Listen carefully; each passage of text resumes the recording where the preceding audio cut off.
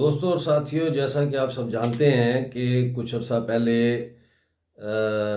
National equality party JKGBL کے secretary general جو ہے انہوں نے پارٹی رکنیت سے استعفیٰ دیا. ان پر الزامات لگائے گئے پارٹی کی طرف سے، اور ان کی رکنیت 1 سال کے لیے معطل کی گئی، جس کے بعد عدیل ماگرے صاحب جو تھے general secretary national equality party, انہوں نے استعفیٰ دے دیا. اب اس میں تو کوئی شک نہیں ہے کسی کو بھی کہ عدیل ماگرے صاحب نے نیشنل ایکوالٹی پارٹی کے لیے بہت کام کیا. نہ صرف نام نہاد آزاد کشمیر میں کام کیا، بلکہ انہوں نے ڈائسپورا میں بھی لوگوں کو پارٹی میں شامل کرنے میں بہت بڑا کردار ادا کیا، اور ان کا موقف بڑا دو ٹوک رہا ہمیشہ، اور بڑی کلیئرٹی رہی ہے ان کے بیانیے میں.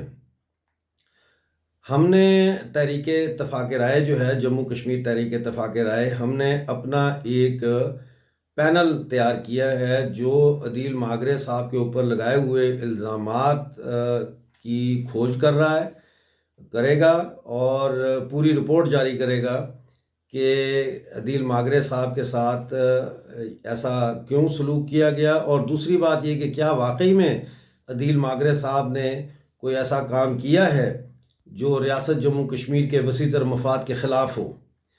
اور وہ رپورٹ آج کمیشن ہم نے قائم کر دیا ہے، اور وہ تحقیقات کر کے جیسے ہی اپنی رپورٹ جاری کرے گی، وہ رپورٹ پھر آپ لوگوں کے ساتھ شیئر کی جائے گی. Thank you.